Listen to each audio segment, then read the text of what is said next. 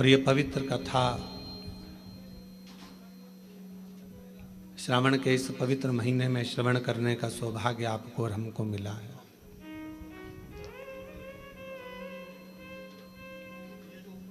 भक्ति, दृढ़ता और विश्वास,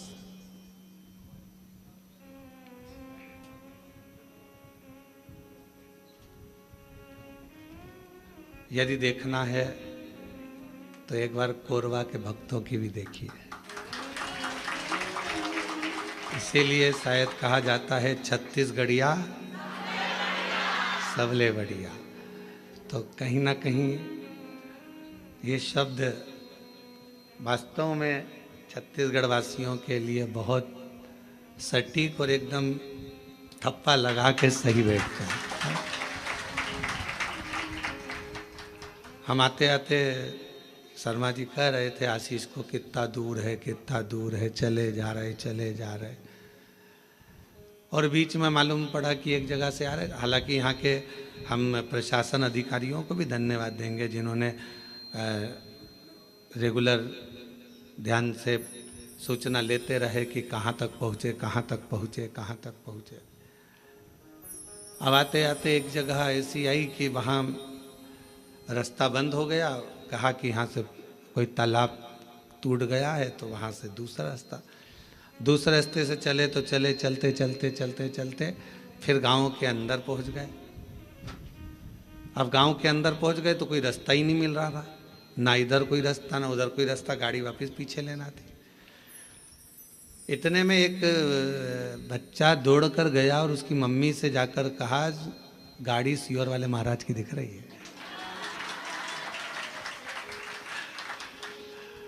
आप मानेंगे नहीं, छत्तीसगढ़ की उस गांव में हम तो गांव का नाम भी नहीं जान रहे, उसमें ना तो हमारी कोई पहचान ना कोई जान, ना कभी हम गए।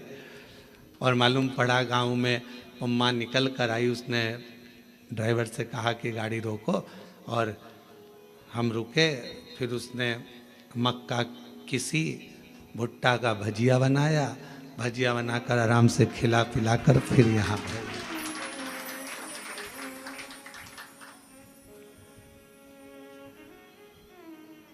अब हम जब चले तो आगे जाके उसी गांव का कोई व्यक्ति रोक कर बोला तुमको मालूम था कि यहाँ कौन के घर खाकर आ गए, कौन के घर गए? तो कहा मेरे शंकर भगवान ये नहीं देखते कि कौन ब्राह्मण, क्षत्रिय, वैश्य और शूद्र नहीं देखा जाता। मेरा बाबा तो केवल एक लोटा जल देखता है और आपका विश्वास देखता है, फिर मेरा बाबा आप पर करुणा करना प्रारंभ कर देता है। ये शिव की उदारता। बेटियां बैठ जाओ, उनको दिखने दो बेचार पीछे वालों को, बैठ जाओ। हाँ,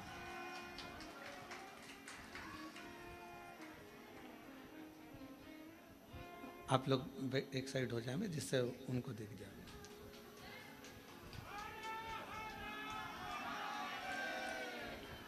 तो भक्ति, विश्वास और दृढ़ता, ये कभी नहीं देखता कि कौन ब्राह्मण, कौन क्षत्रिय, कौन वैश्य है, कौन शूद्र है।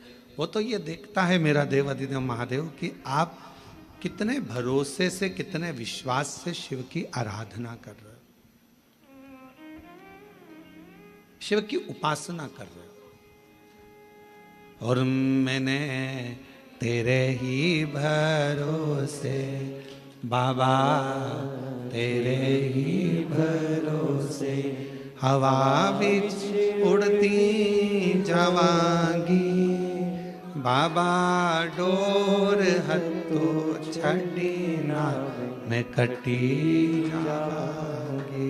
भोले मैं तेरी पतंग, शंभो मैं तेरी पतंग, हवा बिच उड़ती जावांगी बाबा, डोर हथो छड़ी ना मैं कटी जावांगी। मेरे शिव ने केवल तुम्हारा एक लोटा जल देखा, तुम्हारा विश्वास देखा और तुम्हारी दृढ़ता देखी।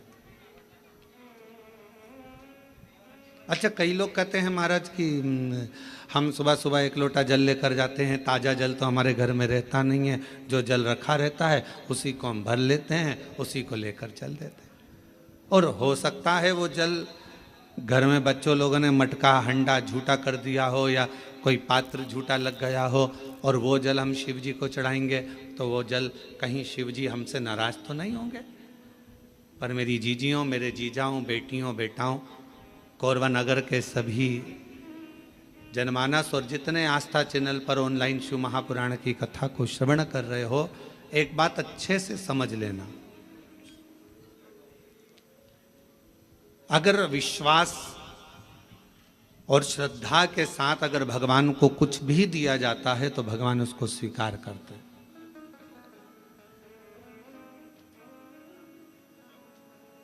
भरोसे के साथ अगर परमात्मा को कुछ दिया जाता है तो भगवान उसे स्वीकार करते हैं। अब शबरी अम्बा ने, माता शबरी अम्बा ने राम जी को बेर दिए थे तो वो कौन से थे? झूठे थे ना।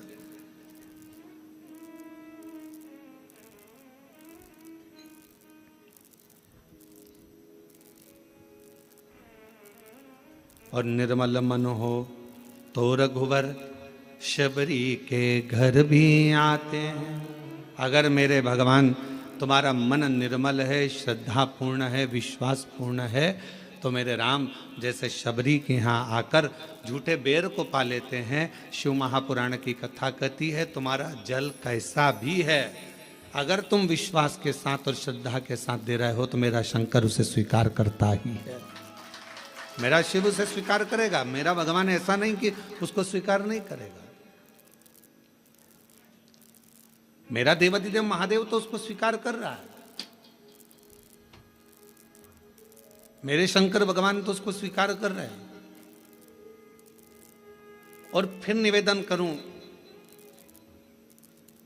कोरबा की इस होटल से, इस भवन से, इस हॉल से, और सभी जनमानस जितने आस्था चैनल पर कथा सुन रहे हैं, फेसबुक यूट्यूब पर कथा सुन रहे हैं, उनसे यही निवेदन करूं, तुम्हारे विश्वास को पूर्ण रखो। एक शिव महापुराण का बड़ा सुंदर एक चरित्र आता है। एक बार भगवान शंकर की आराधना शिलाद मुनि कर रहे थे, नंदी के पिता।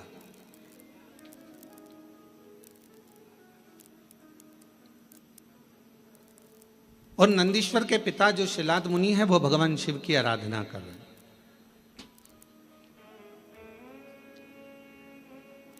माता, पिता और परमात्मा, जैसे एक वृक्ष की जड़ होती है, उस जड़ से अगर पत्तियां सोचे कि मैं ही इस वृक्ष को सही रखी हूं, फल सोचे कि इस वृक्ष को केवल मैं ही सही रखा हूं, फूल सोचे कि इस वृक्ष को केवल मैं ही सही रखा हूं, तो ये उसका भ्रम है, ये उसकी भ्रांति है। पर जब तक वो वृक्ष पेड़ जड़ से जुड़ा हुआ है, जब तक वो वृक्ष पेड़ वृक्ष से रमा हुआ है, वृक्ष जब तक वो जड़ से जमा हुआ है, जड़ से लगा हुआ है, तब तक पत्ती भी श्रेष्ठ है। पत्ती भी बासी नहीं होती, पत्ती भी नहीं टूटती, बेकार नहीं होती, सूखती नहीं है, डालियां नहीं सूखती हैं, फूल नहीं सूखता है। कब तक? जब तक वो जड़ से जुड़ा हुआ है। अगर वो जड़ से अलग हो गया तो पत्ती भी व्यर्थ हो गई, डाली भी व्यर्थ हो गई, फूल भी व्यर्थ हो गया और फल भी व्यर्थ हो गया।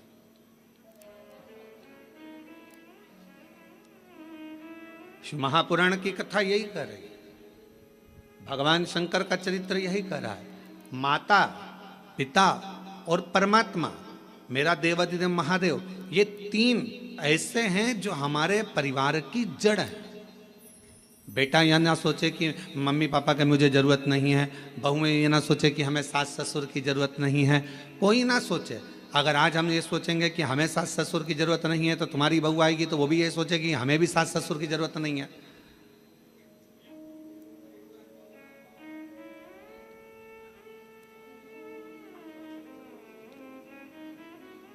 और कोई सनातन धर्म में जन्म लेने वाला या भूमंडल पर जन्म लेने वाला, मृत्यु लोक में जन्म लेने वाला व्यक्ति अगर ये सोचे कि हमें तो महादेव की जरूरत ही नहीं है, शिव तत्व कहता है जन्म, मरण और परण ये तीन मेरे शंकर के हाथ में हैं। अगर आपने इन तीन का स्मरण माता पिता और अपने परमात्मा का, जिसका भजन करते हो, राम का करो तो राम का, कृष्ण का करो तो कृष्ण का, शिव का करो तो शिव का, भवानी का करो तो भवानी का, दुर्गा का करो तो दुर्गा का, तुम्हारा जिसका मन हो तुम उसका भजन करो, मना नहीं। पर ये नहीं कहेंगे हम कि तुम राम ना भजिए या कृष्ण ना भजिए या शिव ना भजिए या देवी ना भजिए या देवता ना भजिए, तुम्हारा जो मन भजे वो भजो। पर इतना याद रखो कि माता पिता और परमात्मा ये हमारी जड़ है, और इस जड़ को हम जब तक पकड़ कर रखेंगे तब तक हम भी हरे भरे बने रहेंगे, हम भी संसार सागर में श्रेष्ठ बने रहेंगे। और शंभो शरणे पड़ी मांगू घड़ी रे घड़ी, दुख काटो दया कर।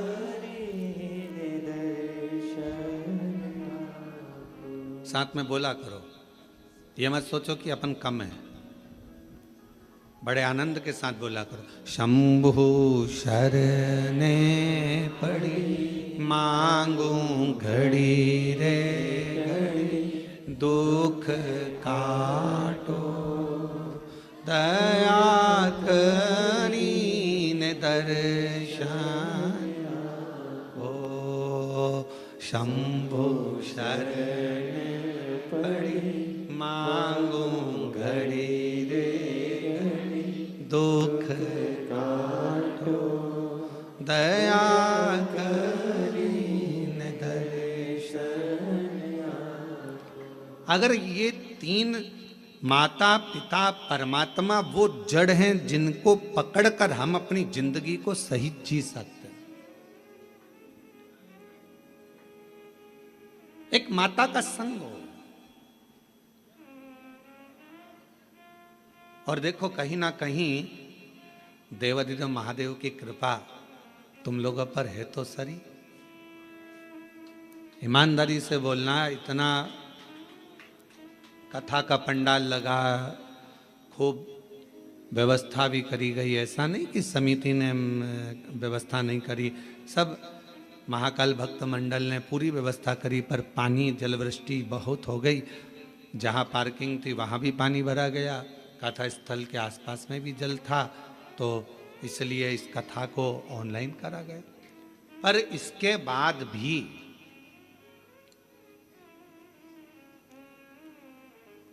अब तुम्हारी रिश्तेदारी देखो शंकर जी से कितनी भारी है, इसके बाद भी सावन का महीना और आपको इस हॉल के अंदर और ये टेंट के छोटे से गार्डन में अगर तुमको बैठने का मौका मिल गया तो कुछ तो तुम्हारी शिवजी से अच्छी जान पहचान तो है, कुछ तो है। अग्रवाल जी आप जजमान बने हो, हम आपको भी साधुवाद देंगे कि कोई तो पुण्य तुम्हारे पूर्वजों ने भी किया होगा, तुम्हारे दादा परदादा ने, माता पिता ने, कोई पुण्याई तुम्हारी भी होगी कि उनकी कृपा से ये मौका मिला है। महाराज ये करुणा शिव तत्व है। और कृपा की ना होती जो आदत तुम्हारी, तो सुनी रहती अदालत तुम्हारी।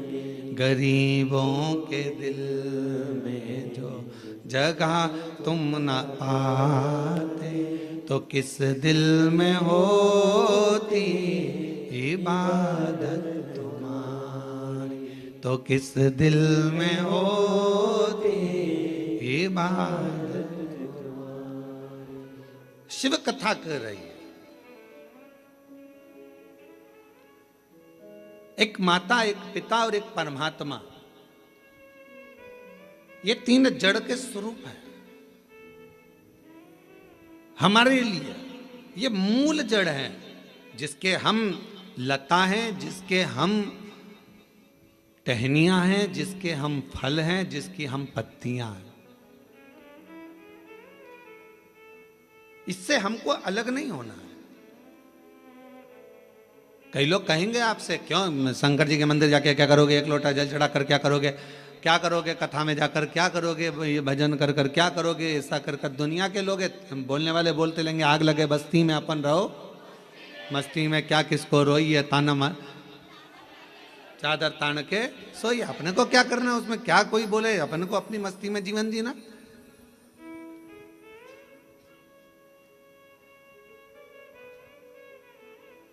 शिव कथा कर रही है, शिलाद नाम के मुनि ने तप किया, साधना करी। और क्यों करी? केवल संतान की प्राप्ति के लिए, क्योंकि शिलाद के यहाँ संतान नहीं थी, शिलाद के यहाँ कोई औलाद नहीं थी, शिलाद मुनि जी के यहाँ कोई औलाद नहीं, संतान नहीं। जब संतान का सुख नहीं होता तो व्यक्ति ना जाने कहां कहां जाता। और ऐसा नहीं केवल संतान के लिए जाता, अगर उसके घर में थोड़ी सी तकलीफ आ गई तो भी वो 10 जगह जाएगा, अगर थोड़ा सा कष्ट आ गया तो भी वो 10 जगह जाएगा, अगर उसको कोई परेशानी आ गई तो भी वो जाएगा। वो जाता रहता है, सब दूर भटकता रहता है, यहाँ वहाँ जहाँ तहाँ सब दूर जाएगा। पर शिव महापुराण की कथा कहती है, जब दुनिया में सारे रास्ते बंद हो जाएं, सारी दुनिया में तुम धक्के खाकर आ जाओ, सब जगह से होकर आ जाओ, और आखिरी तक भी अगर तुम्हारा कार्य ना हो, तब एक बार मेरे शंकर के मंदिर में एक लोटा जल चढ़ाना प्रारंभ कर दो, आपके मार्ग खुलना, रास्ते खुलना प्रारंभ हो जाए। बोल बम का नारा है, फिर मार्ग खुलना प्रारंभ, रास्ते खुलना प्रारंभ। एक लोटा जल हमारा जो हम शिव को चढ़ाते हैं, वो हमारा कल बदल देता, हमारा मार्ग सुलभ कर देता। शिलाद मुनि के यहां संतान का सुख नहीं, बहुत दुखी है। और फिर निवेदन करें, भगवान से प्रार्थना करा करो, भगवान औलाद देना मना नहीं, पर संस्कारवान देना। दूसरी, भगवान औलाद देना, संस्कारवान देना और स्वस्थ देना। एक माँ की दशा क्या होती है, बच्चे को जन्म देने के बाद उस माँ से पूछा जाए, जिस माता की औलाद में अगर थोड़ा सा भी कोई तकलीफ आती है तो माँ का कलेजा हिल जाता है। जितना माँ रोती है शायद दुनिया में कोई ना रोता हो। माँ माँ भोले बाबा, मेरे शंभू, मेरे त्रिकालदर्शी, मेरे कैलाशी अविनाशी, अगर मुझे औलाद देना तो उन 2 बातों का स्मरण रखना। एक, उसको स्वस्थ देना, अच्छी उम्र देना, और दूसरा उसमें संस्कार। और कैसे संस्कार हो? शिव महापुराण की कथा कहती है, अगर माता पिता सत्संग में डूबे हैं, माता पिता संकीर्तन में डूबे हैं, माता पिता शिव भक्ति में डूबे हैं, माता पिता यदि भगवत स्मरण में डूबे हैं, तो ऐसी कृपा करना कि हमारी औलाद भी भगवान शिव की आराधना करे, भगवान का भजन करे, सत्संग करे, कीर्तन करे, नाम जाप करे, स्मरण करे। हाँ, हमें दुनिया को दिखाने के लिए नहीं, अपनी अलमस्ती के लिए, अपने आनंद के लिए, अपनी आत्म शांति के लिए, अपने चिदानंद के लिए, अपने मन के लिए करें। अभी आप कथा किसके लिए सुन रहे हो? तो कहा कोई माता बैठी होगी अपने बेटे के लिए कथा सुन रही होगी, कोई अपने पति के लिए सुन रही होगी, कोई अपने पत्नी के लिए सुन रहा होगा, कोई अपने रिश्तेदार के लिए सुन रहा होगा, कोई के यहाँ धन की कमी होगी, कोई वैभव की कमी होगी, कोई संपदा की कमी होगी, कोई संतान की कमी होगी, और कोई ऐसा भी होगा जिसको मन में होगा अपने कोरबा में कथा चल रही है, बस कथा हो रही है, कुछ भी हो जाए, एक दिन, एक क्षण, एक पल बस दर्शन हो जाए, कथा तो अपनी जगह पर है, पर कैसे ना कैसे परमात्मा की अविरल भक्ति प्राप्त हो जाए। और वो टीवी के माध्यम से भी अगर आपको हो रही है, हम तो कोरबा वासियों को कहेंगे, ये आपके भाग्य हैं जो कथा कोरबा से ही ऑनलाइन हो रही है, तो अपने घरों में रहकर टीवी के सामने भी बैठकर अगर कथा सुन रहे हो तो उसका एक आनंद है।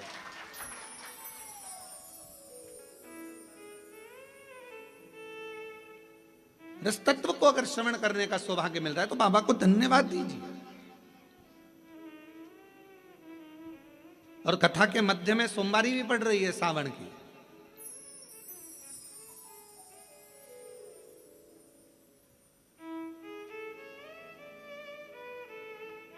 कोई ना कोई अभिलाषा, और शिव महापुराण की कथा कहती है अगर कोई अभिलाषा नहीं भी है, और हम जब बाबा के चरणों में बैठकर जाकर बोलते हैं भोला सब दुख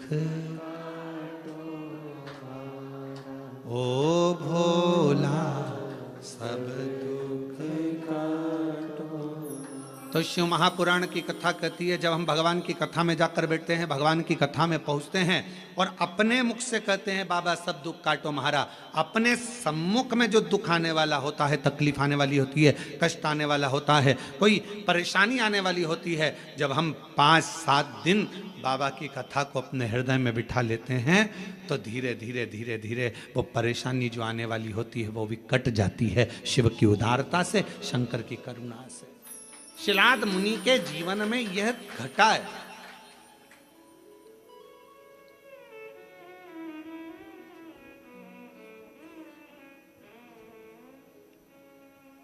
देखिए,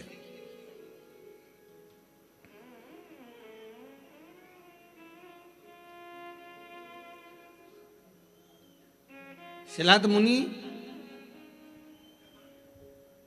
धर्मपत्नी ने कहा कि औलाद का, शिलाद मुनि ने सोचा कि मेरे वंश में, मेरे परिवार में, मेरे कुटुंब में आगे चलकर तर्पण, पिंडदान, तिलांजलि कौन करे, कोई है ही नहीं। तब करा, और पहले शिलाद मुनि ने भगवान शिव जी का तप कर कर भगवान शंकर से वर प्राप्त करना चाहा।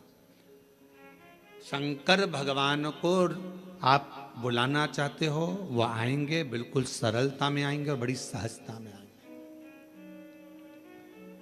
पर मेरे शिव जी कभी भी अपने असली स्वरूप में नहीं आते।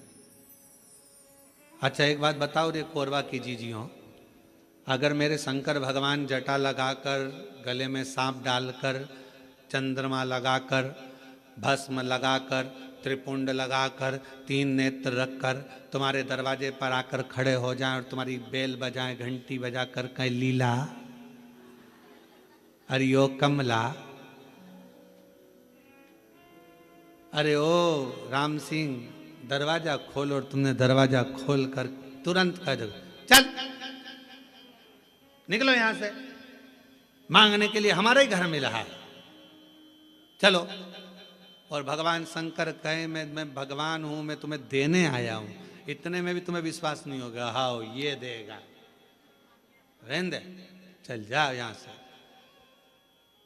शिव जी कहते हैं मां पार्वती जी से, जैसे जैसे सतयुग जाता है, त्रेता युग जाता है, द्वापर जाता है, कलयुग जैसे बढ़ता चले जाता है, जैसे कलयुग में कलयुग की वृद्धि होती चली जाती है, बढ़ते चले जाता है, और कलयुग के लोग जितने ठाट से रहना जानते हैं, तो शंकर भगवान कहते हैं मैं अपने असली स्वरूप में कलयुग में कभी नहीं जाता, मैं अपना रूप बदलकर किसी ना किसी का रूप रखकर जाकर उसका दुख काट देता हूं, उसकी तकलीफ काट देता हूं। अब कलयुग में वो कैसे आएगा, तो किसी ने आकर कह दिया वहां पर उस गांव में चले जाओ, वहां एक डॉक्टर रहता है, वो डॉक्टर इलाज कर देता है, तो तुम्हारे मन में विश्वास जग गया, वहां एक डॉक्टर रहता है। पति से कहा देखो अपने पति मेरे को दिखाने के लिए आप उस डॉक्टर के पास, बताने आया था कोई, रूप बदल कर आया था कोई, तो उसने वहां तक पहुंचा दिया, वहां पहुंचे, वहां से फिर आगे चले, फिर आगे।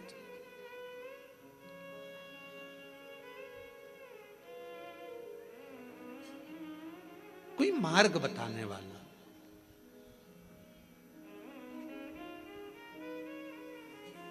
आज से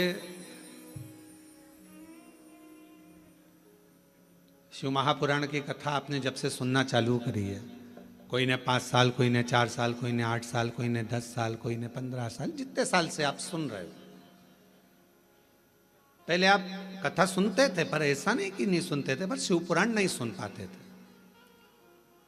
शिव महापुराण की कथा जब से आपने सुनना चालू करी, ईमानदारी से अपने हृदय पर विचार कर कर बताना, क्या हम लोग जानते थे कि शिवजी पर 1 लोटा जल चढ़ाने का इतना फल हो सकता है, बेलपत्र खाने का इतना फल हो सकता है कि कैंसर जैसी बीमारी हो, थायराइड हो, बीपी हो, शुगर हो, लीवर किडनी की प्रॉब्लम हो, वो भी समाप्त हो जाती है। कभी ऐसा विचार करा था कि इतना फल एक बेलपत्र में, क्या इतना फल श्री शिवाय नमस्तुभ्यम में, क्या इतना फल हो सकता है? और अभी तो कितना सुंदर है सावन का महीना, और वो महीना जो भगवान शंकर को सबसे ज्यादा प्रिय है, बहुत प्रिय। कारण माँ सती, माँ उमा, माँ कात्यायनी, माँ कुष्मांडा, माँ स्कंदा, माँ महागौरी, जितनी जितनी माता पूर्व में हुई हैं, जो शिव जी के साथ में ब्याही हैं, शिव को जिन्होंने अपना बना लिया था, उन सभी माताओं ने सावन के महीने में शंकर भगवान को प्राप्त किया था।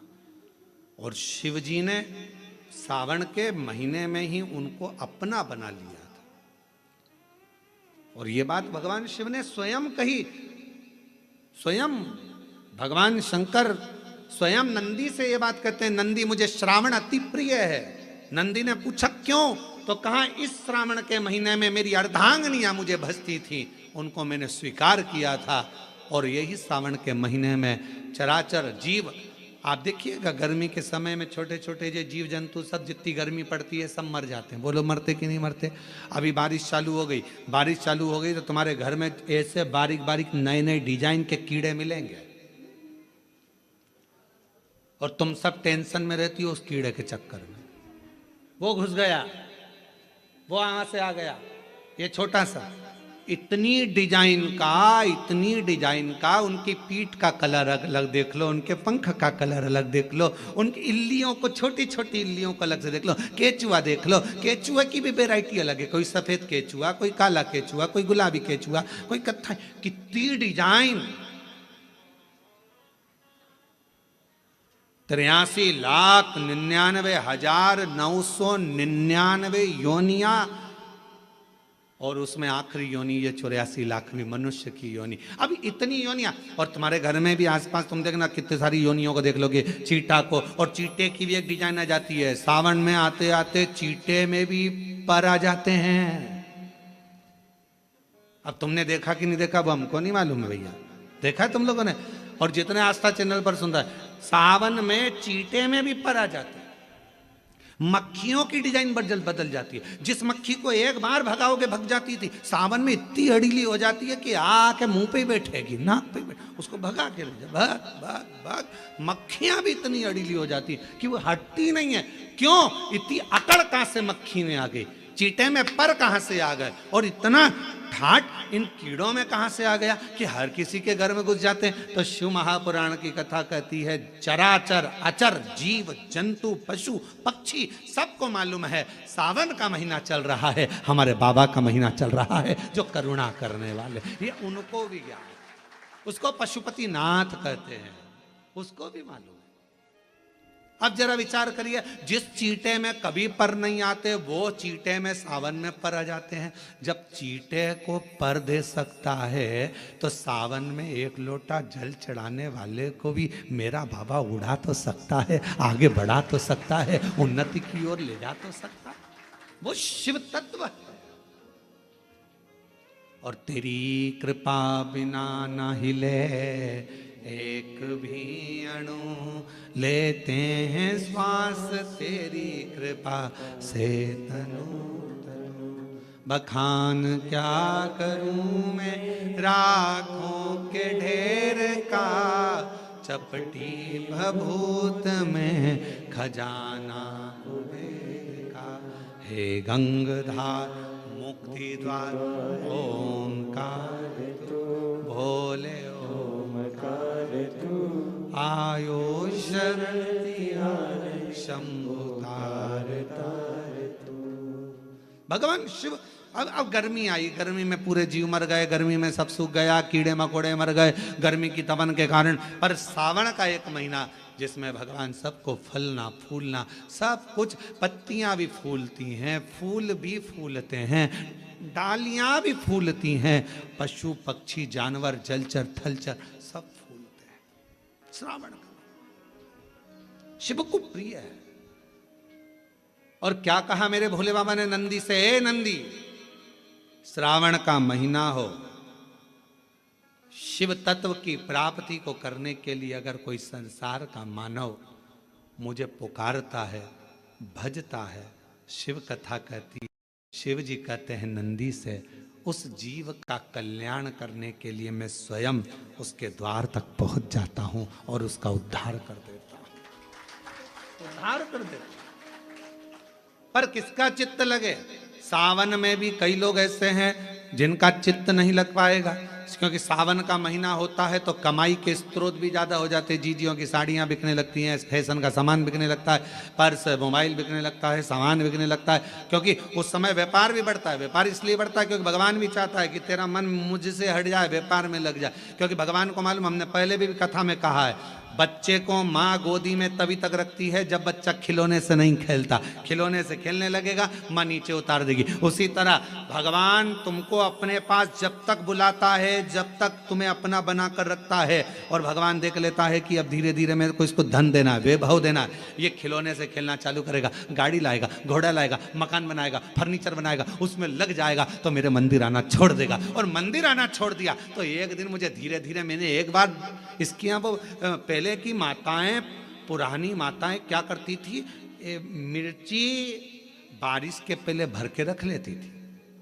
धनिया बारिश के पहले भर के रख लेती थी, हल्दी बारिश के पहले भर के रख लेती थी, अनाज बारिश के पहले भर के रख ले, क्योंकि 4 महीना खाएंगे, खत्म हो जाएगा, अगले महीने में फिर 4 महीने बाद ले आएंगे। उसी तरह भगवान तुम्हें एक बार का वैभव दे देता है, एक बार का धन दे देता है, एक बार की दौलत दे देता है, फिर लोग उसको भोगने लगते हैं, और भोगते भोगते आखिरी में एक दिन ऐसा आता है कि डब्बा खाली हो जाता है। डब्बा खाली होता है, फिर रोने बैठ जाता है, तकलीफ आई, फिर लोटा लेकर भागता है। शिव जी कहते हैं जो मेरे मंदिर में, मेरी कथा में, मेरे रस तत्व में हमेशा एक जैसा लगा रहता है, उसकी जिंदगी को भी मैं हमेशा उन्नति की ओर बढ़ाते बढ़ाते अग्रणता में लेकर चले जाता। फिर उसको डाउन नहीं करने देता, उसको नीचे नहीं आने देता।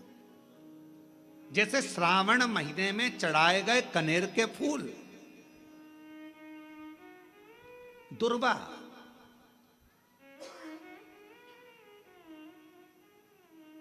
और हम सबसे कहेंगे, अब मान लो यदि कोई विशेष कोर्ट का केस चल रहा हो, कोई कोर्ट में कोई बातें चल रही हो, अदालत आदि में कोई कार्रवाई चल रही हो, कोई फाइल प्रशासनिक अधिकारियों के पास फंस गई हो और कुछ ना कुछ उसमें अपने को लगता है कि तकलीफ का प्रसंग है, तो हम कहेंगे शिव की आराधना करो, सत्यता पर जियो, और साथ में 5 दुर्वा, 1 कनेर का फूल पीला, 1 पीला कनेर, 5 दुर्वा, 5 बेलपत्र लेकर शिव जी के मंदिर में जाकर शिवलिंग पर समर्पित कर 2 लोटा जल सावन के महीने में उसी पर बेलपत्र कनेर के फूल पर चढ़ाइए। देवाधिदेव महादेव की कृपा होगी। ज़्यादा से ज़्यादा 6 महीना, 7 महीना, इससे ज़्यादा निर्णय आप ही के पक्ष में आएगा और शिव की कृपा से। और इसमें एक बात और स्मरण रखें, जैसे कोई की प्रॉपर्टी है, कोई की जमीन है, और वो जमीन तुम्हारी कोई ने कब्जा कर ली, या तुम्हारा नाम नहीं हो पाई, या कोई उसमें लफड़ा हो गया, या तकलीफ आ गई और पैसा उसमें अटक गया, उसके लिए भी कनेर का पुष्प श्रावण महीने के जितने सोमवार आते हैं, रविवारी, सोमवारी और भोमवारी, कौन कौन से बार हो गए? रविवार, सोमवार और मंगलवार, 3 बार। प्रथम दिवस में कनेर का 1 पुष्प लेना है, द्वितीय दिवस में कनेर के 5 पुष्प लेना है, और तृतीय दिवस में कनेर के 3 पुष्प लेना है। बेलपत्र 1-1 साथ में लेकर शिवजी को रविवार के दिन भी समर्पित करें, सोमवार के दिन भी समर्पित करें, और मंगलवार को 3 कनेर के पुष्प के साथ बेलपत्र लेकर बाबा को समर्पित करिए। कितना भी अटकी हुई प्रॉपर्टी होगी, कह दिया उसने मैं तेरे नाम प्लाट नहीं कराऊंगा, और पैसा लेकर बैठ गया, या पैसा नहीं दे रहा है, या किसी भी रूप में वो अटका हुआ है, अगर सावन के 4 सोमवार पढ़ें या 5 सोमवार पढ़ें, आपने ये प्रत्येक सावन के सोमवार के पहले, फिर से बोलो कौन सा बार? रविवार, सोमवार और मंगलवार, ये 3 बार का क्रम अगर प्रत्येक सोमवार के पहले और बाद में कर लिया तो आपको उसे प्रॉपर्टी उस व्यक्ति को तुम्हें देना ही पड़ेगी, छोड़ना ही पड़ेगी। उसको खुद अपने आप में बेचैनी होने लगेगी, मुझे बुलाएगा, आपको जाना नहीं पड़ेगा, खुद बस फोन लगाया आपने, भैया हमारा करा दो, हमारा करा दो, 2 बार 3 बार अगर बोला, चौथी बार वो खुद बुलाएगा, बेचैनी बढ़ेगी। मेरा बाबा उसको खुद खल बुला देता। शिव शिव है, उसको कहते सत्यम शिवम सुन, शंकर शंकर, वो नित्य कृपा करने वाला, नित्य कृपा। और सावन का महीना, 1 लोटा नहीं, कितना, 2 लोटा जल चढ़ा रहे हो सब लोग, बहुत जोरदार। तुम्हारे लोटे का ही तो असर है, जो कोरबा में इतना पानी गिर गया, ये तुम्हारी लोटे का असर है। और अब पूरा पूरा विश्व देख रहा है कि कोरबा वालों ने इतना पानी चढ़ाया कि पूरे ग्राउंड में पानी भरा गया, तो कथा को ऑनलाइन करना पड़ रहा है, ये कोरबा में 2 लोटे जल कर, 2 लोटे जल कर, शिव कृपा है।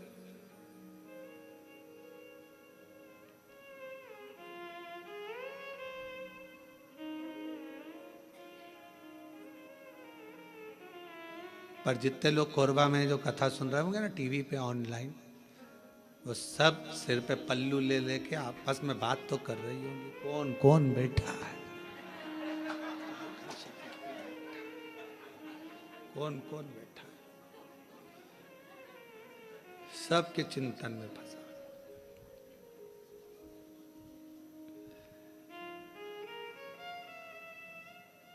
कल हम जब सीहोर से आ रहे थे तो बहुत सारे यहाँ के बहुत सारे मिनिस्टर आदि के भी बहुत सारे गुरु पूर्णिमा पे फोन, उत्सव आदि सभी प्रदेशों के आते हैं कि गुरु पूर्णिमा की बधाई के लिए, यहाँ से भी पहुँचे। तो कहा गुरुजी कोरबा आ रहा है, हमने कहा बिल्कुल ना आइएगा।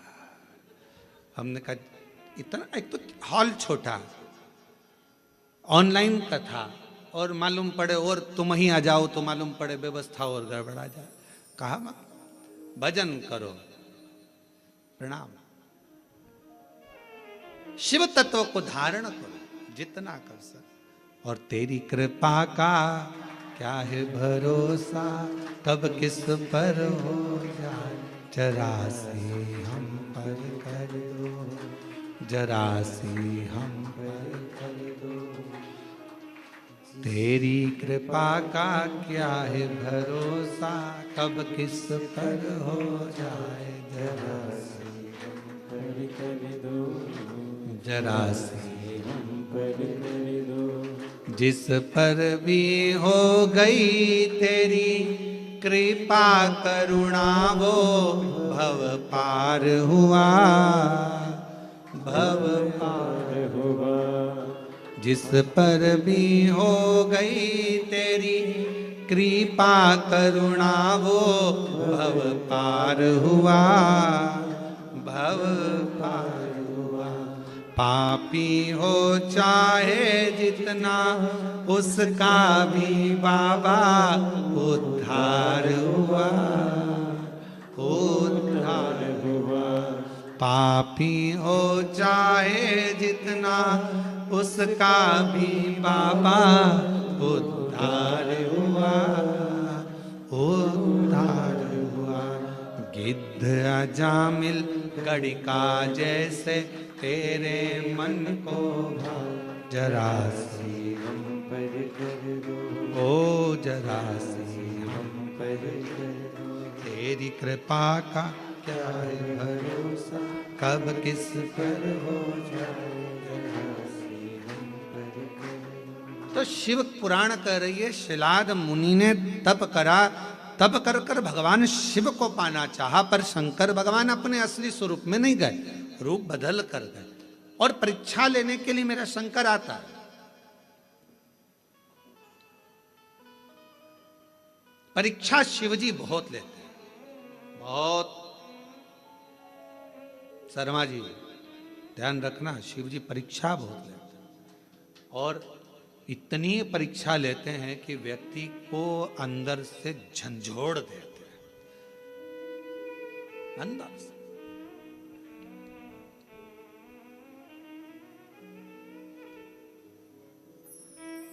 पर यदि आपकी विश्वास और दृढ़ता है, भरोसा है, और फिर कह रहे हैं ये ऑनलाइन कथा होती तो सीहोर से होती, आपका विश्वास था, आपकी दृढ़ता थी, और समिति ने सोच लिया था, तो ये कथा कोरबा से यहाँ ऑनलाइन हो रही। और सारे कोरबा वासियों से निवेदन है कि अपने घर में रहकर इस कथा को इस भाव से सुनो। टीवी चालू कर कर, टीवी की आवाज वॉल्यूम को तेज कर कर, दुकानों पर मोबाइल रखकर एक एक कोरबा वासियों को ये कथा ऐसी सुनना चाहिए कि हम पंडाल में बैठकर कथा सुन रहे हैं और अपने घर पर, घर को पंडाल बनाकर शिव तत्व को सावन के महीने में इस पवित्र कथा का लाभ ले रहे हैं। ये भाव से श्रवण,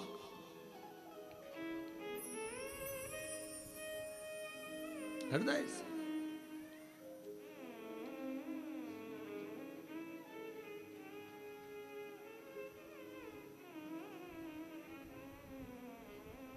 शिव पुराण कह रही है, भगवान शंकर की पवित्र कथा कह रही है, शिव तत्व कह रहा है। शिव महापुराण की कथा कहती है, भगवान शंकर का चरित्र कहता है। शिलाद मुनि ने विचार करा कि मैं भगवान से पुत्र मांग रहा हूं, संतान मांग रहा हूं, पर बाबा तो आते ही नहीं। आए मेरे भोलेनाथ, कभी बच्चे का रूप लेकर आ गए, कभी वृद्ध का रूप लेकर आ गए। शिलाद मुनि की पूर्ण परीक्षा ली, पूर्ण परीक्षा।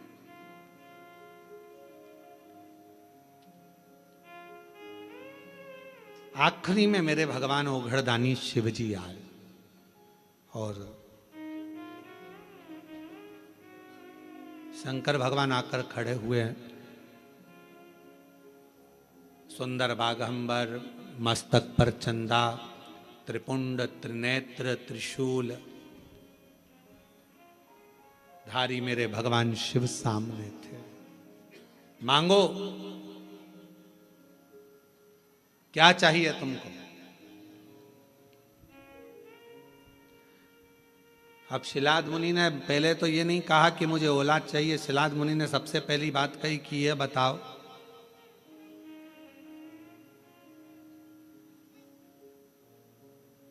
मुझे पुकारते पुकारते इतना समय हो गया, आप अब आ रहे हो? और ये आपका भी प्रश्न है। जल चढ़ाते चढ़ाते वो कहते ना,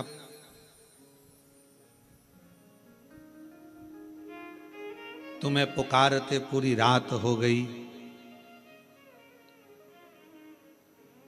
तुम्हें पुकारते पूरी रात हो गई, मेरे शिव आए ना और सुबह हो गई।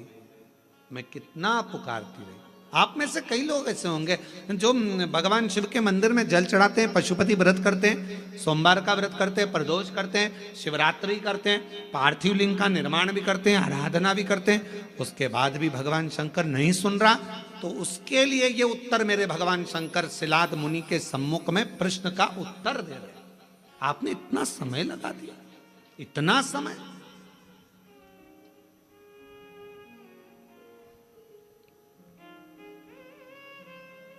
कितने साल पहले ली थी कथा? 2 साल पहले कथा ली थी। अब जरा विचार करिएगा, 2 साल पहले कथा ली और 2 साल से तैयारी में लगे हो, और 2 साल से तैयारी में लगे होगे, और कितना कितना परीक्षा करते करते करते करते आखिरी में भी वो कथा होते होते और ऑनलाइन हो रही है। तो जरा विचार करिएगा, थोड़ा सोचिएगा कि शिव जी या तो कुछ बाबा देव अधिदेव महादेव की जैसी मर्जी, और कहीं ना कहीं प्रभु कृपा। हर चीज में अच्छा सोचो। मेरे शंकर ने कुछ अच्छा सोचा होगा, मेरे शिव जी ने कुछ अच्छा विचार करा होगा, कुछ अच्छा विचार करा होगा। भगवान शंकर ने यह भी सोचा होगा कि तुम कथा तो करा पाओगे, पर वहां बैठने की तुम्हारे पास समय नहीं मिल पाएगा, क्योंकि हमको मालूम था कोरबा इस क्षेत्र में कथा भी हुई नहीं है। अगर हो जाती तो कोरबा में से ट्रैफिक को निकालने के लिए कम से कम पूरा पूरा 18 घंटे लग जाते, ये भी पक्की बात थी। ये भी निश्चित है, क्योंकि कोरबा क्षेत्र में कथा नहीं हुई, और इस क्षेत्र में कथा नहीं हुई तो पूरा कोरबा और कोरबा के आसपास का क्षेत्र पूरा जब उलटता, और आजू बाजू में ये भी लगा है तुम्हारा झारखंड और ये सब उड़ीसा की बॉर्डर, तो ये भी सब आ जाता। कथा नहीं सुन पाते तुम, हो सकता है व्यवस्थाओं में लगे रहते, पर शिवजी ने विचार करा, तूने 2 साल दाढ़ी नहीं बनाई, 2 साल बाल ना कटाए, 2 साल तक तू तप साधना करता रहा, तो मेरे शंकर भगवान ने सोचा जब इतना तूने करा है तो कथा भी दिल लगाकर एक जगह पर बैठकर श्रवण कर, सुनो, धारण करो। ये शिव सोच, अच्छा सोचो, कुछ अच्छा ही मेरे बाबा ने लिखा। और ये जितनी माताएं बैठी ना, जीजियां जितनी बैठी है बाहर कुर्सी पे, जो लोग बैठे हैं, ये बड़े खुश होके सुन रहा है इतनी प्रसन्नता में, क्योंकि इनको ही मालूम इतनी पास से तो कथा नहीं मिल सकती थी ये तो, क्योंकि ना जाने पंडाल में भी कहाँ बैठते और एलईडी पर देखते, पर इतने करीब में बैठकर कथा सुनने को मिल रही है, तो तुम तो घर जाके 2 लोटा क्या 4 लोटा जल चढ़ाने वाली, पक्का है ये विचार तो पक्का है। अब यहां से जाओ तो तुम यहाँ के collector, SP, SDM, IG, commissioner, SD सबको धन्यवाद देना, 2 लोटे जल का प्रताप था जो तुमने महाराज की कथा इतने पास में से सुनवा दी। महाराज ये कृपा है, शिव तत्व है, शंकर शंकर कुछ अच्छा सोचा होगा उसने, बहुत अच्छा सोचा, उसकी करुणा है बहुत, विचार कर। शिलाद मुनि ने कहा इतना समय लगा दिया तुमने आने में, मैंने तो सोचा नहीं था कि इतना समय लगेगा। महाराज, लिखावट बता देती है पेन में स्याही कौन सी है, और सिखावट बता देती है कि घर में कमाई कौन सी है। सावधानी रखकर सुनना जरा, घर की कमाई और पेन की स्याही, ये दोनों हमारे सामने जरूर आती है। एक घर की कमाई और पेन की स्याही, ये दोनों हमारे सामने जरूर आती है। हमारी लिखावट बता देती है, जब हम लिखने बैठते हैं लिखावट बता देती है कि तुम्हारे पेन में स्याही कौन से रंग की है, ये तुम्हारी लिखावट बताएगी। और महाराज, सिखावट तुम्हारे घर की कमाई बता देगी। तुम्हारे बच्चों में अच्छे संस्कार हैं, बच्चे माता पिता का आदर कर रहे हैं, सम्मान कर रहे हैं, सत्कार कर रहे हैं। फिर निवेदन करूंगा, बच्चों को खूब पढ़ाओ, अपने बेटा बेटी को खूब पढ़ाओ, जितनी अच्छी एजुकेशन दे सकते हो दो।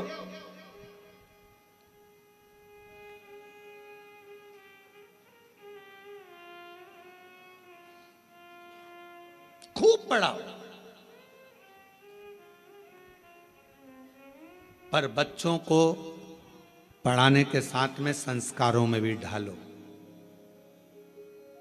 ज्यादा पढ़ने के बाद बच्चे आपको खुद, जिन बच्चों को आपने पढ़ाया अगर उनमें संस्कार नहीं होंगे तो वो बच्चे धीरे धीरे आपको बेवकूफ समझने लगेंगे। मम्मी तुम्हें अकल नहीं है, तुम चुप रहो। पापा अपने ऑफिस में ये बात बताना, हमको मत बताओ।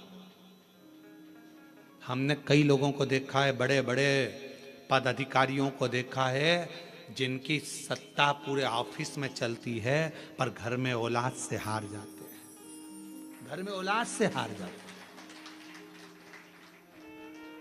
हमने बड़े बड़े, हमारा तो सब दूर जाना है, सब दूर से मिलना है, सबसे मिलना होता है, सबके पास जाना होता है। बड़े बड़े अधिकारी बहुत ऊंची पोस्ट पर हैं, बहुत ऊंचे पद पर हैं, जिनकी धाक सब दूर चलती है, पर रिटायरमेंट होने के बाद वो बाप भी आंख में से आंसू बहाकर कहता है कि मैंने बच्चों को पढ़ाया, खूब ऊंचे पद पर पहुंचाया, खूब एजुकेशन में पैसा लगाया, पर मेरे बच्चों को मैं संस्कार देना भूल गया। वो बच्चे आज मुझे सिखाते हैं, चुप रहो, ज्यादा मत बोलो, अपना अब हम नहीं सुन सकते, अब शांति रख लो। ये बच्चे कहते हैं, ये बच्चे कहते हैं। हमने पढ़ाया, एजुकेशन दो अपने बच्चों को, खूब पढ़ाओ, खूब विद्यादान कराओ, खूब अच्छा पढ़ाओ। जितने आस्था चैनल पर कथा सुन रहे हैं, मैं सबसे निवेदन करूंगा, जितने फेसबुक यूट्यूब पर कथा सुन रहे हैं उनसे भी कहूंगा, अपने बेटा बेटी को तुम्हारी सामर्थ्यता से ज्यादा पढ़ाओ, अच्छी एजुकेशन कराओ, और एजुकेशन के साथ संस्कार जरूर देना। अपने घर के संस्कार देना जरूरी है। बच्चे तुमको पढ़ लिखने के बाद ये ना समझे कि मेरे माँ बाप बेवकूफ हैं। पढ़ाओ, खूब पढ़ाओ, पर बच्चे जब ऊंची आवाज में बात करने लगे, पापा चुप रहो, मम्मी तुम मेरे से फालतू बात मत करा करो, तुम्हें अकल नहीं है, तुम चुप रहो। बच्चे जब व्यर्थ की बातें बोलने लगे तो समझ लेना पढ़ाई तो कराई तुमने, एजुकेशन तो कराया, पर संस्कारों से वंचित कर दिया। संस्कारों से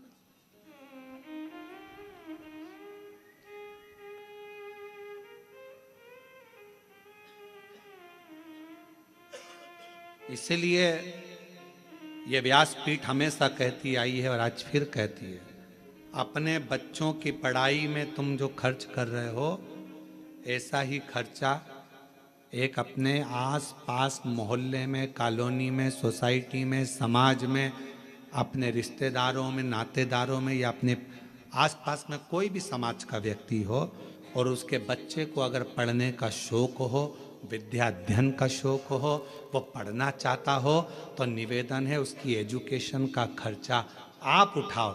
जब उस बच्चे को पढ़ाओगे, एक अपने बच्चे को पढ़ाओगे और एक दूसरे के बच्चे को जिसको पढ़ने का शौक है, पैसा नहीं है, पढ़ना चाहता है, उसकी एजुकेशन का जब आप खर्चा उठाओगे, जब आपके बच्चा भी बड़ा होगा और वो जिसको पढ़ाया वो भी बड़ा होगा, दोनों में अंतर समझ में आएगा। जिसको तुमने पढ़ा दिया, लिखा दिया, अगर वो ऊंचे पद पर पहुंच गया तो तुम्हारे एहसान को मरते दम तक नहीं भूलेगा। मरते दम तक कि मेरे पास वाले पड़ोसी ने मुझे पढ़ाया था, उसने अच्छी एजुकेशन कराई। इसलिए हमारी विठले सेवा समिति, हमारा कुबेरेश्वर धाम आज भी ना जाने कितने बच्चे हैं जिनकी फीस जमा करता है, जिनका पढ़ाता है, उनकी ड्रेस, उनकी किताब, ना जाने कितनों की फीसें जमा कर कर विठले सेवा समिति कॉलेज की, स्कूलों की फीस जमा कर कर बेटा बेटी को पढ़ा देती। और वो बच्चे जब अच्छे पद पर पहुंचते हैं तो याद करते हैं कि हमने विठले सेवा समिति ने हमारा खर्चा उस परिस्थिति में उठाया जब हमारे पास नहीं था। और बाद में वो कहते हैं कि हमें बताओ, हमें समिति के लिए क्या करना है, हमें क्या करना है कुबेरेश्वर धाम के लिए। हम एक ही बात कहते हैं, अपने परिवार को पालो और साथ में तुम भी ये नियम बना लो कि अपने आसपास में कोई बच्चा पढ़ना चाहता है, एजुकेशन करना चाहता है, उसके पास कुछ नहीं है, तो तुम उस बच्चे को पढ़ाओ जैसे समिति ने तुमको पढ़ाया है, वैसे तुम भी पढ़ाओ। अग्रणता दीजिए। शिक्षा से बड़ा कोई दान नहीं दुनिया में, शिक्षा से बड़ा कोई दान नहीं। पढ़ाओ, अच्छी एजुकेशन करो,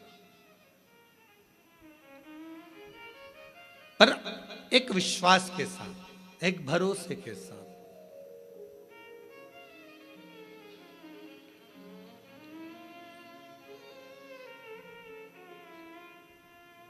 मैं तो बैठी थी गंगा किनारे, मैं तो बैठी थी गंगा किनारे। जब हम एकाग्र चित्त से बैठकर भगवान शिव की अविरल भक्ति को धारण करें, विश्वास के साथ स्मरण करें, शिव तत्व क्यों ना मिले। शिलाद मुनि ने कहा कि आपने आने में इतना समय लगा दिया, इतना समय। भगवान शंकर बोले, जब तक तेरा भाग्य प्रबल ना हो, जब तक तेरे कर्म की प्रधानता ना हो, तब तक मैं समय पर आकर देता भी नहीं। और मेरी जीजियों जीजाओं, व्रत करते करते बहुत समय हो गया और भगवान नहीं सुन रहा है तो समझ लेना थोड़ी फाइल मोटी है, समय लग रहा है, लगने दो, होने दो, अपना कर्म करते जाना है। 3 चीजें हैं, एक भाग्य, दूसरा समय, तीसरा कर्म। शिव महापुराण में भगवान शंकर शिलाद मुनि से कहते हैं, जब भाग्य प्रबल होता है तो मनुष्य का देह मिलता है, और भाग्य प्रबल होता है तब मनुष्य के देह में भगवान शंकर की भक्ति मिलती है। भाग्य प्रबल होता है तो सावन महीने में शिव महापुराण की कथा मिलती है। भाग्य की प्रबलता है। हम आपको बार बार देखकर धन्यवाद दे रहे हैं। गजब की किस्मत पाई है जो सावन महीने में शिव पुराण की कथा इतनी अड़चनों के बाद भी श्रवण कर रहे हो कोरबा में। ये बड़ा आश्चर्य वाली बात है। आप लोगों के लिए बड़े सरल बात होगी, पर हमारे लिए तो बहुत आश्चर्य की बात है, बहुत आश्चर्य।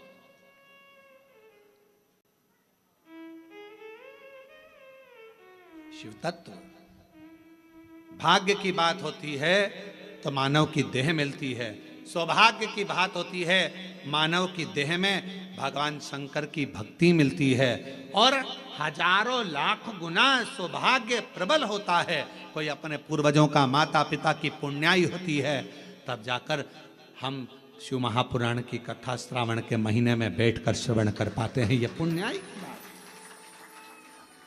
शिव तत्व की कृपा, भगवान शंकर की कृपा।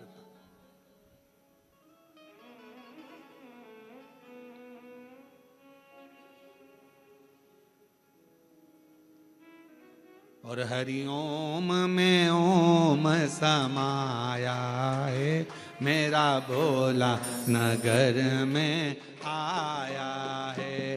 हरिओम में ओम समाया है, मेरा भोला नगर में आया है। हरिओम में ओम समाया है, मेरा भोला नगर में आया है। हरिओम में ओम समाया है, मेरा भोला नगर में आया। मेरा भोला नगर में आया है, मेरा भोला नगर में आया है। मेरा भोला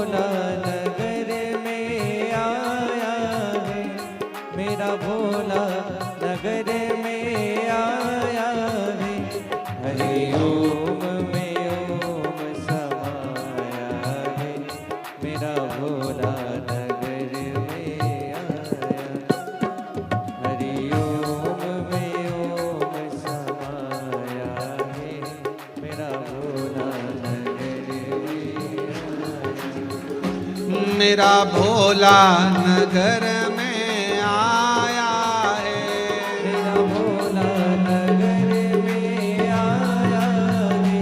मेरा भोला नगर में आया है, मेरा भोला। ओ माला में ओम समाया है, मेरा भोला नगर में आया है।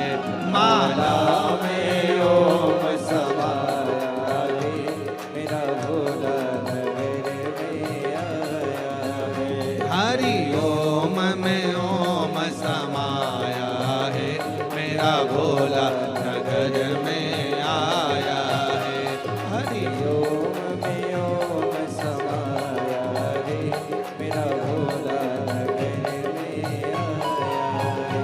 मेरा भोला नगर में आया है, मेरा भोला नगर में आया है। ओ मेरा भोला नगर में आया है, ओ मेरा भोला नगर में आया है। ओ हरिओम में ओम समाया है, मेरा भोला नगर में आया है। हरिओम में ओम समाया है, मेरा भोला नगर में आया है। हरिओम में ओम समाया है, मेरा भोला नगर में आया है। हरिओम में ओम समाया है, मेरा भोला नगर में आया है। हर महादेव। अपने स्थान पर बैठकर भगवान शिव जी से अपने मन का भाव कहिए, दिल से प्रार्थना करिए, विनय करिए, निवेदन करिए। भाव से विनय करें, प्रार्थना करें, निवेदन करें।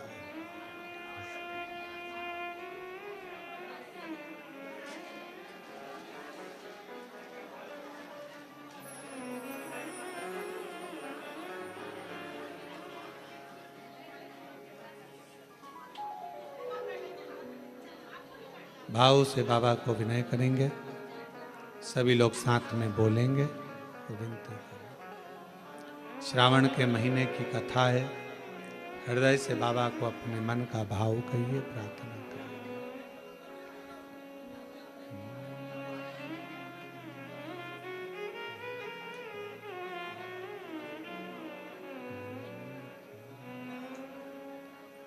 श्री शिवाय नमस्तुभ्यं। श्री शिवाय नमस्तुभ्यं। श्री शिवाय नमस्तुभ्यं। श्री शिवाय नमस्तुभ्यं।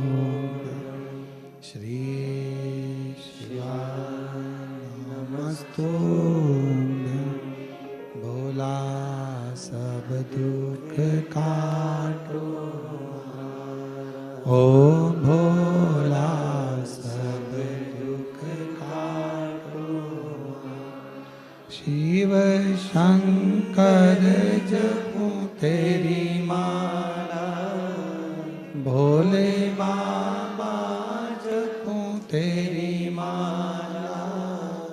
भोला सब दुख काटो,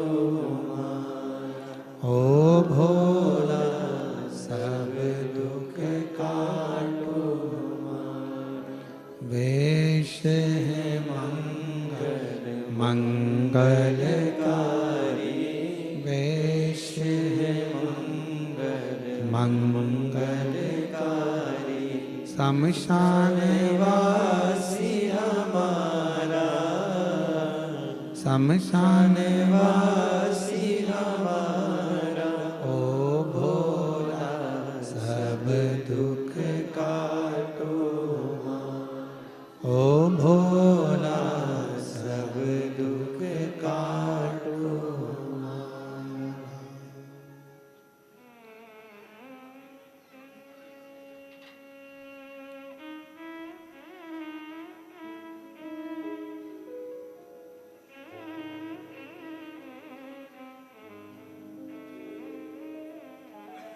बाबा देवाधिदेव महादेव, भगवान शिव ओघड़दानी, त्रिकालदर्शी, कैलाशी, अविनाशी, भगवान शिव की कथा कर रहे। शिव महापुराण की कथा वर्णन कर रहे। शिव तत्व कह रहा है। शिलाद मुनि की कथा कर रही है। एक भाग्य, दूसरा समय और तीसरा है कर्म। भगवान शिव ने कहा शिलाद मुनि से,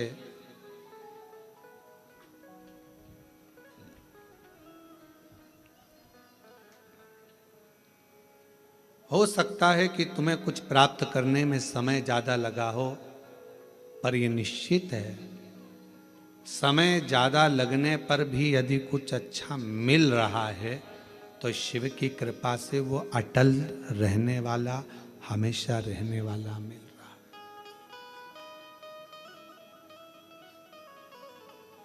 वो हमेशा रहने वाला है।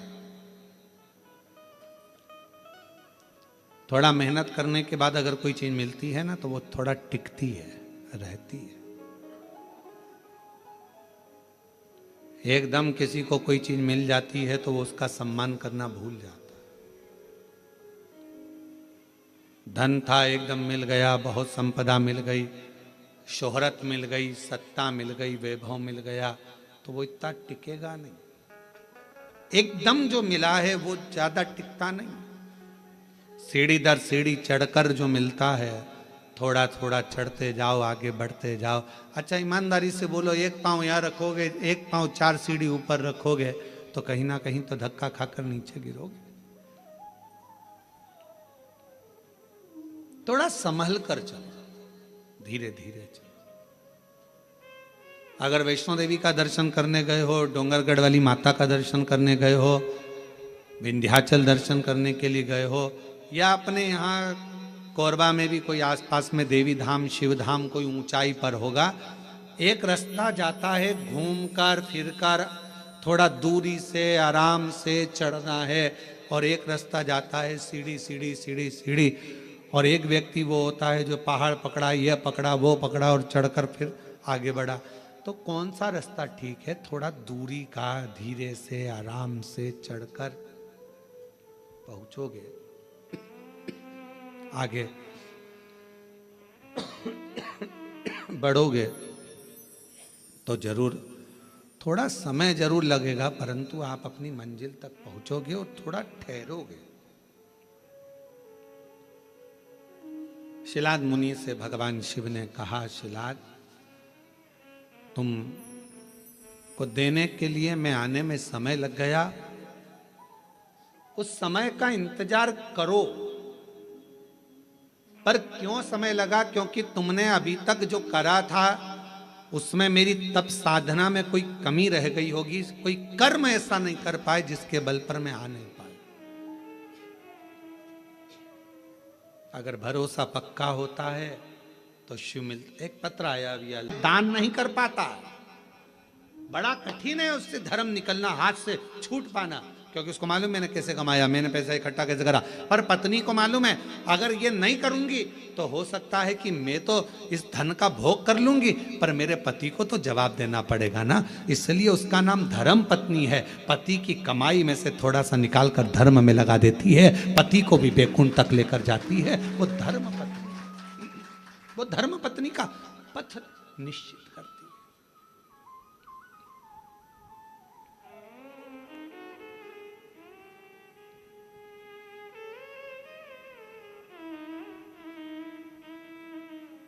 सलाह देती है अच्छी। कई लोग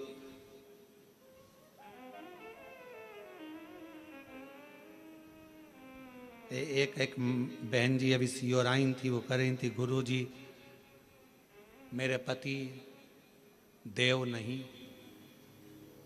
तो मैंने कहा तुम्हारे पति देव नहीं तो कौन है? तो कहा मेरे पति देव नहीं महादेव है। फिर मैंने पूछा देव नहीं महादेव है, इसका मतलब क्या है? तो कहा देव हमेशा शांत रहते हैं और महादेव कभी कभी तांडव दिखा देते हैं। तो मेरे पति देव नहीं महादेव है। इनको थोड़ी देर में तो एकदम आएंगे तो शांत रहेंगे, कमरे में बैठेंगे भी, मौन रहेंगे, थोड़ी देर चुप रहने के बाद थोड़ा सा भी गड़बड़ दिखा तो इन्होंने सोने से पहले भी बोला, हाल में गए, चिल्लाया, इधर उसको चिल्लाया, बच्चों को चिल्लाया, पत्नी को चिल्लाया, तांडव दिखा दिया। तो मेरे पति, लोगों के पति देव हो सकते हैं, पर मेरे पति देव अधिदेव थोड़ी देर में तांडव दिखा देते।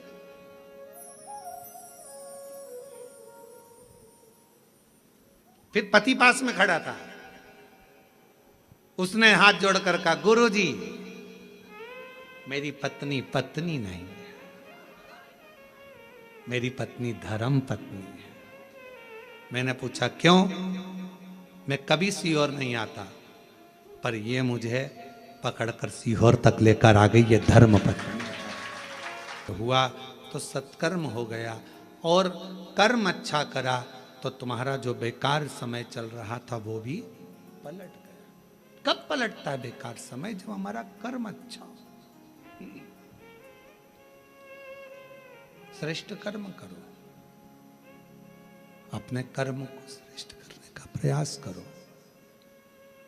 जब अपना कर्म हम श्रेष्ठता के साथ करेंगे तो भाग्य को पलटने में देरी नहीं लगेगी और समय को पलटने में देरी नहीं। भाग्य को बदलने में तुम्हारे विश्वास की बहुत जरूरत पड़ती है।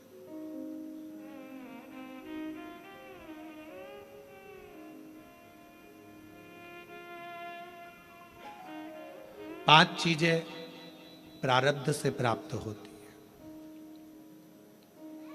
पूर्व में जो तुमने अच्छा करा होगा तो 5 चीजें मिलती है। पहले नंबर पर धन, तुम्हारा पूर्व में किए गए पुण्य से मिल जाता है, प्रारब्ध से मिल जाता है। दूसरे नंबर पर है सत्ता।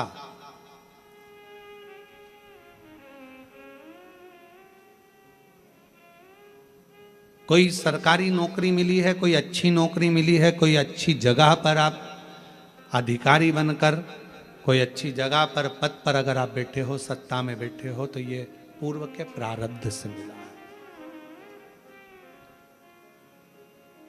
तीसरे नंबर पर है सिंहासन। आप कोई उच्च पद पर बैठे हो, कोई ऊंची कुर्सी पर बैठे हो, सिंहासन पर बैठे हो, ये भी पूर्व के प्रारब्ध से, कोई अच्छे कर्म से हमको प्राप्त हुआ है। इसमें आपका नहीं।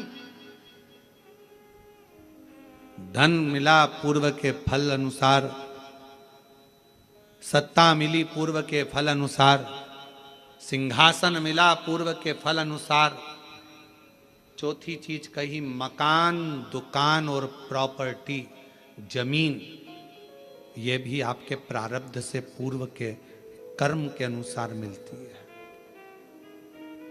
कभी कभी किसी व्यक्ति का प्रारब्ध नहीं रहता, उसका पूर्व का कर्म नहीं रहता।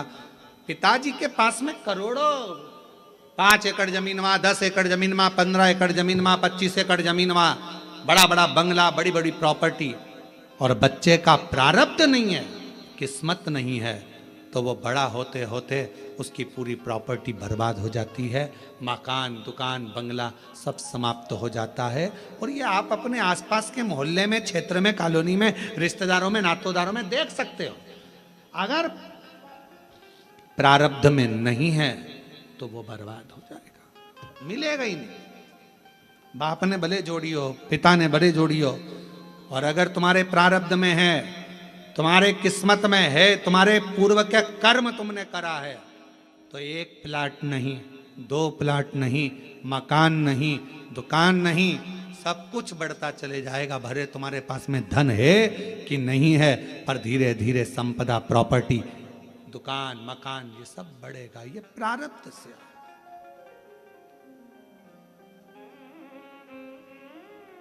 और 5वें नंबर पर कहा कि वो प्रारब्ध से मिलता है, पूर्व के कर्म से मिलता है। क्या? तो कहा भगवान का संग, सत्संग, शिव महापुराण की कथा और ईश्वर का संग। यदि आप शिव जी के मंदिर जा रहे हो, शिव महापुराण की कथा सुन रहे हो, भगवान का भजन कर रहे हो, भगवान से जुड़े हुए हो, तो ये तुम्हारा आज का नहीं, पूर्व का कोई प्रारब्ध कर्म होगा, जिसके कारण परमात्मा ने अपने से जोड़ रखा। इस कलिकाल में किसको फुर्सत, किसको फुर्सत? आपके पास भी समय नहीं है। आप लोग वो तो यहाँ आए हो, मन है कि हमें कथा सुनना है, सावन के महीने की कथा सुनना है। आपके पूर्व का कोई प्रारब्ध होगा, आपके पूर्व का कोई कर्म होगा। कोई पिछले जन्म के अच्छे कर्म मुझे बाबा तेरा साथ मिला, कोई पिछले जन्म के अच्छे कर्म मुझे बाबा तेरा साथ मिला। जहाँ सारी दुनिया झुकती है, जहाँ सारी दुनिया झुकती है, मुझे वो आली दरबार मिला, दरबार।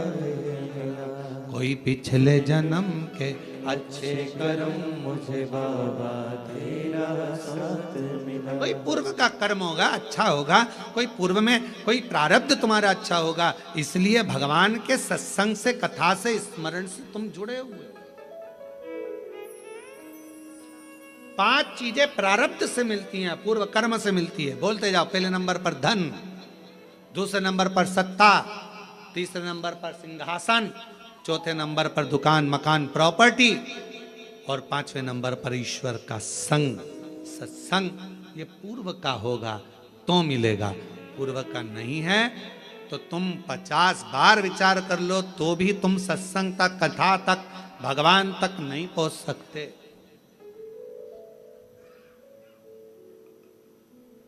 बहुत मुश्किल।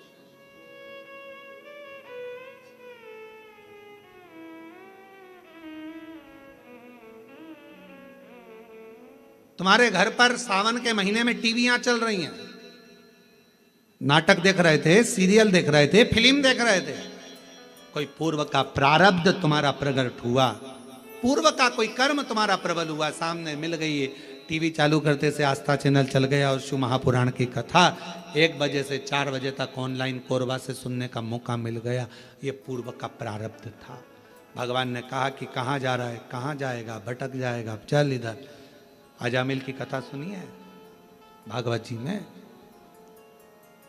ब्राह्मण था, विद्वान था, खूब पढ़ा लिखा था, विद्वान भी है, ब्राह्मण भी है, पढ़ा लिखा भी है, विद्वत्ता भी है, उसके अंदर सब कुछ है।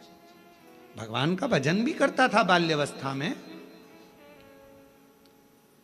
ऐसा नहीं कि बाल्यावस्था में भगवान का भजन नहीं करा। अजामिल ने, उठाओ श्रीमद् भागवत में वर्णन आता है, श्रीमद् भागवत कथा कहती है कि अजामिल बचपन से शिव भगवान की, राम की, कृष्ण की, नारायण की भक्ति करता। नारायण का भजन करते करते करते करते करते करते समय बीत गया, समय बीत गया और जवानी अवस्था आ गई। और युवानी अवस्था में अजामिल मंदिर जा रहा था। जाते जाते सामने एक वेश्या ने नया मकान बनाया था, बहुत सुंदर भवन।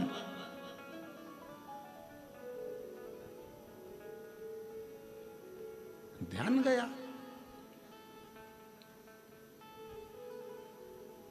अब दिक्कत इस बात की है, अगर अजामिल स्त्री होता तो बात दूसरी थी कि ध्यान भटक जाए।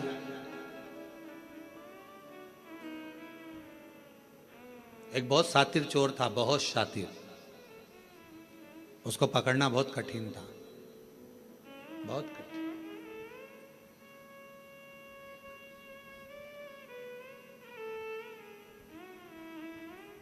उसको पकड़ना बहुत कठिन था।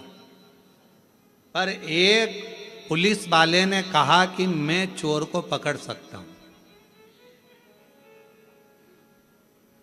एसपी साहब ने बुलाया, आईजी ने बुलाया, डीआईजी ने बुलाया कि तुम कैसे कह सकते हो कि तुम पकड़, मैं पकड़ लूंगा। अगर चोर यहां से निकलेगा तो मैं पकड़ लूंगा, ठीक है। पर चोर इतना शातिर था कि उसको पकड़ना मुश्किल था।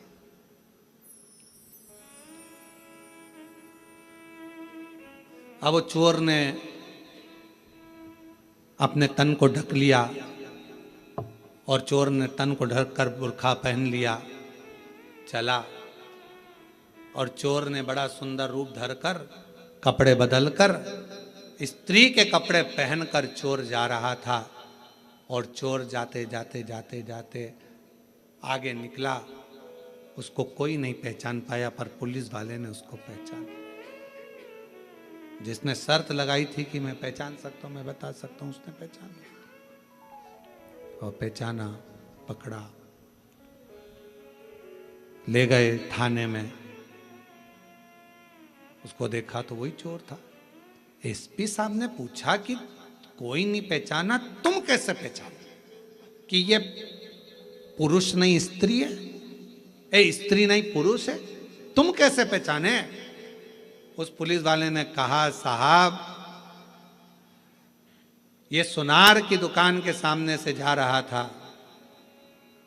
बाजू में कपड़े की भी दुकान थी, बहुत सुंदर साड़ियों की, सूट की दुकान थी, उसके पास में ही ब्यूटी पार्लर भी था, उसी के आगे आर्टिफिशियल ज्वेलरी की दुकान भी थी, फिर उसी के पास में चूड़ियों की दुकान भी थी, जैसे कोरबा में है।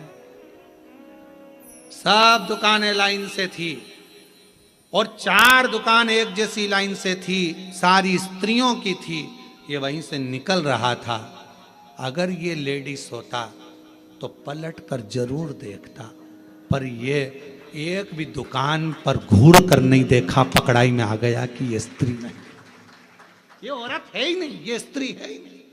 एसपी साहब ने कहा इसका प्रमोशन होना चाहिए, बड़ा चतुर है, बड़ा चतुर, इसकी विद्वत्ता बड़ी प्रखर है।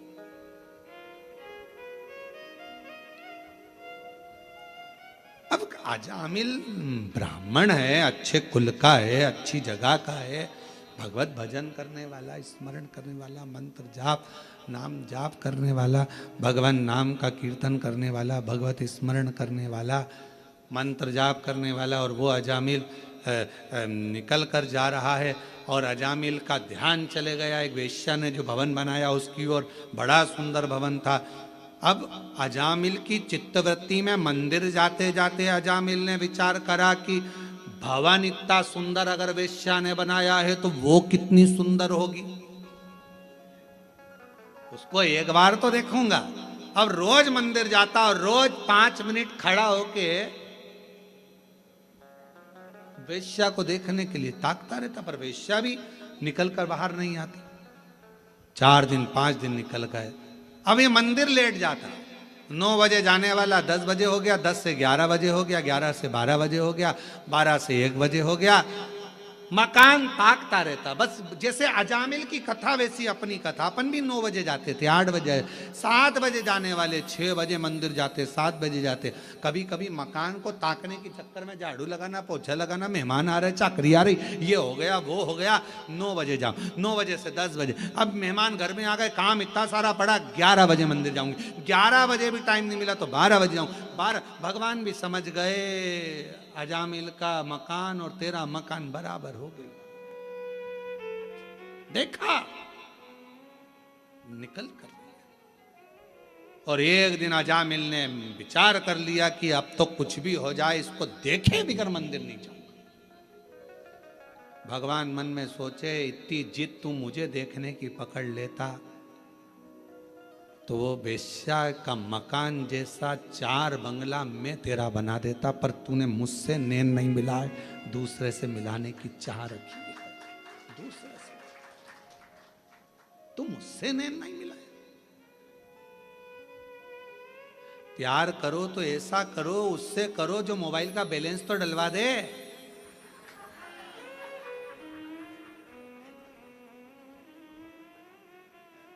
जरा से चाउमीन के चक्कर में दूसरे की गाड़ी सुधरने के लिए आई, डीजल भी उसकी गाड़ी का नहीं था, गाड़ी भी उसकी नहीं थी।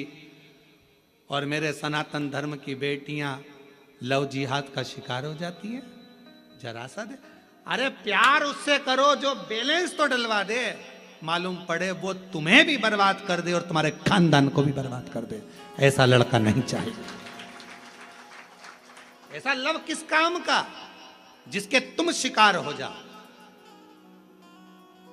क्या करना है ऐसा लव कर कर, प्यार कर कर।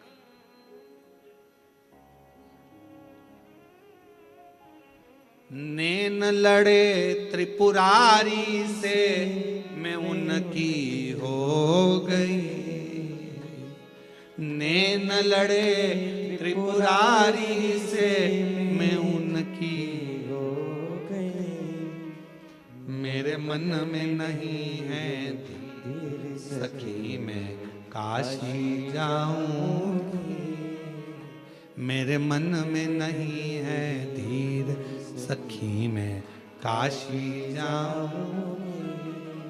काशी जाऊंगी मैं बनारस जाऊंगी, काशी जाऊंगी मैं बनारस जाऊंगी।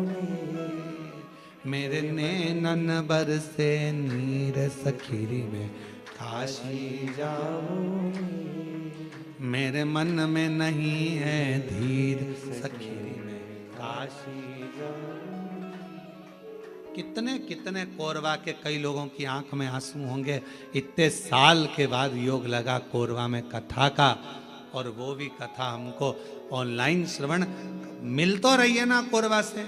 इतनी खुशी मनाओ, आंख में आंसू नहीं। सखीरी में काशी जाऊंगी, काशी जाऊंगी मैं बनारस जाऊंगी, ओ काशी जाऊंगी मैं बनारस जाऊंगी। मेरे मन में उठे है पीड़ सखीरी में काशी जाऊंगी, मेरे मन में उठे है पीड़ सखीरी में काशी जाऊंगी। जाऊं भगवान के मंदिर, अब जब ही जाऊंगा जब उस वेश्या को देख लूंगा। मकान इतना सुंदर है तो वेश्या कितनी सुंदर। कभी कभी मन में आना चाहिए, तेरी सृष्टि इतनी सुंदर है तो मेरे शंभु तू कितना सुंदर होगा। तुझे देखने की चाह जगे, शिव को देखने की चाह जगे, भगवान शंकर को देखने की चाह जगे।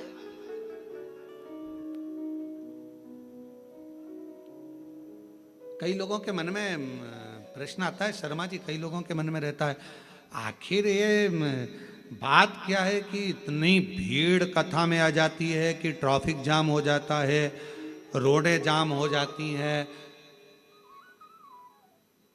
आखिर ये शिव पुराण में ऐसा क्या है? महाराज तो कई लोग तो देखने के लिए आते कि महाराज आखिर है क्या। अब उनको बताना पड़ता है महाराज के सिर पे सींग नहीं है, ना महाराज कथा करता है, कथा तो स्वयं देव अधिदेव महादेव करता है। और कथा सुनने वाले भी तुम नहीं हो, कथा सुनने वाला भी शिव है, और कथा करवाने वाले यजमान नहीं, स्वयं शंकर और पार्वती का रूप है। सामर्थ्यता किसी की नहीं, आप और हम कुछ भी नहीं। उसने जिद पकड़ ली, वेश्या को देखूंगा।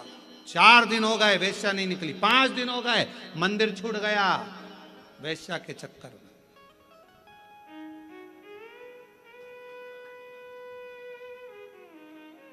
होता है कई बार घर में धन रखा रहे, पैसा रखा रहे, तो घर में धन पैसा रखा रहता है तो कोई लोग बोल के, मम्मी घर छोड़ के मत जाना, थोड़ा सामान पड़ा हुआ है। पापा घर छोड़कर, बेचारे पापा रोज मंदिर जाते थे, वो धन के चक्कर में जाऊंगा। वो लोग कह रहे क्यों मंदिर नहीं आ रहा, आऊंगा, थोड़ा बच्चे बाहर गए हैं घूमने फिरने के लिए, गोवा गए हैं। अच्छा तो मंदिर का जब वो आ जाएंगे, घर सूना छोड़कर कैसे आऊं थोड़ा सा। अब एक बार अगर देख लूं, 4 दिन निकल गए वेश्या नहीं दिखी, 5 दिन निकल गए वेश्या नहीं दिखी, 6 दिन निकल गए, 10 दिन निकल गए वेश्या बाहर नहीं निकली, 15 दिन निकल गए वेश्या नहीं निकली, मंदिर ही नहीं जाता। 1 महीने के बाद वेश्या अपने कक्ष से छत के ऊपर आई। इस अजामिल ने उस वेश्या को देखा और मन में सोचा कितनी सुंदर है, इसको तो मैं अपनी अर्धांगिनी बनाऊंगा। पत्नी वेश्या का संग कर लिया। अब मंदिर नहीं जाता, अब तो वेश्या हमेशा फूल लेके मंदिर जाता, तब फूल लेके वेश्या।